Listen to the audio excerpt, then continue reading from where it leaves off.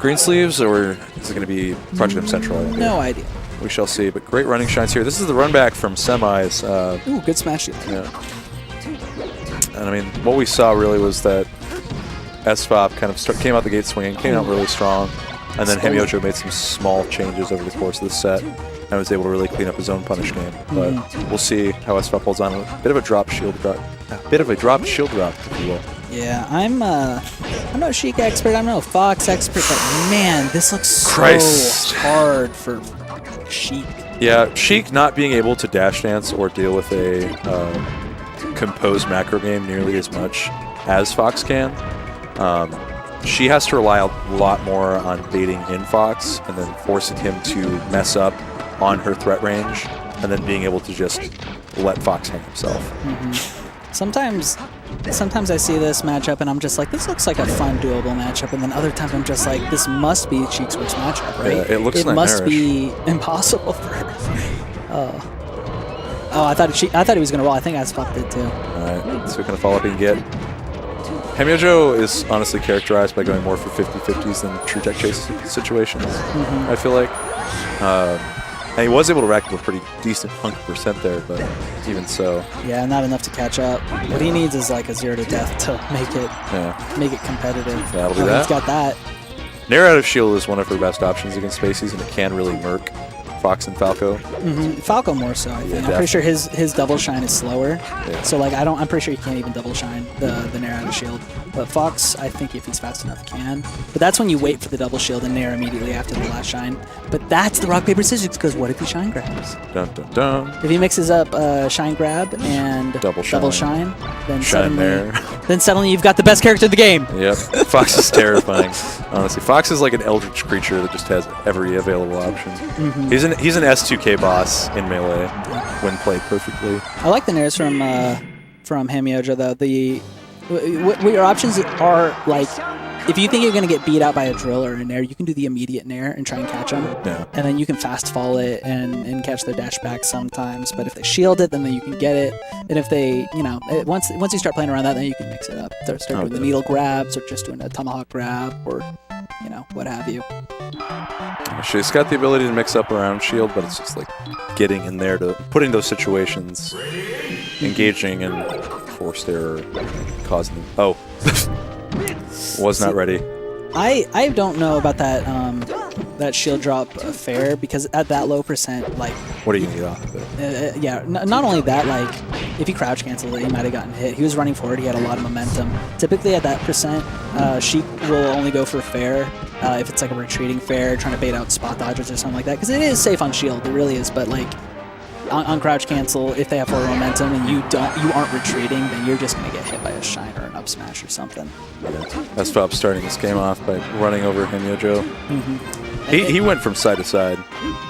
Ooh, he wanted that. Oh, he needed it. Oh, the jab! It was a super clean jab. The shorten was what he needed. Oh, the platform caught him. It was a free tech chase. Oh, good patience there. That's the classic. That's the Mewtwo King, right? You saw that recognition from SFOP as well, and a little late there. Might have been able to get that, but yeah. I don't know. In that position, he was floating in that one spot where, like, fair is going to connect, but you could do a DI mix-up because they're also going to be DIing poorly. And I think that hesitation was him thinking, could I reach with an F-tilt or something, maybe? Or maybe he just missed it. I don't know. That's what I was thinking. Because I watched their set in winners, and hamyojo definitely, and all Sheiks are typical of this, but hamyojo in particular, when you've got that free fair, that's when you do something that isn't fair, That's when other things combo into themselves over and over. Yeah. So you get to start playing with your food. It's like sometimes you want to go for something that is based more around your opponent's patterns than the actual success rate, especially if it's unclear whether or not it's going to be good or not. Yeah. Good job of SFOP. Seeing hamyojo sit there and shield on the platform and doing a really big cross-up aerial. It would have been really hard to shield drop, hit him with anything. Yeah. Nice follow-through. SFOP's coming into the set swinging hard, swinging angry. That's just one of those things that I don't feel like Sheik has much of an opportunity to deal with. The rush down Fox, while simultaneously holding down, Yeah. Like, you shuffle your aerials, you really throw them out there. If you miss, you're crouch canceling. and the stray shines lead to so much. They really do. Sheik has the unfortunate issue that many tall folk do in this game. And that's not getting put into hard knockdown. Like, that is just such a free grab follow-up. Like, getting put into hard knockdown, like, yeah, you're still suffering, but, like, that's that. Yeah, that's the PAL argument, you know, with Marths. People Marth always has argue. a huge buff by being put into hard knockdown. Yeah, exactly. They're like, oh man, but Marth gets knocked down by Shine. That's so bad. And then you think about it, you're like, no, that's amazing. That's amazing. You have no follow-ups now. You don't get Shine like lazy follow-up grabbed. Right. By Foxes you don't get a anymore. free grab.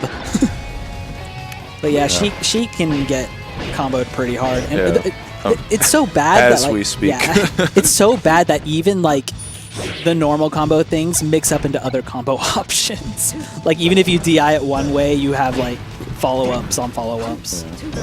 It's a fantastic bit of DI work, but Ooh, God, double jump. that was a great call too. That really was. All right. Stuffs him out on that initial approach with forward tilt, but he's not able to follow through.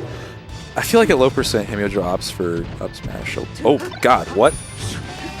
That shorten. That was so barely key. got. That was super clutch. So key. That was exactly what was needed. Oh, I love that second needle.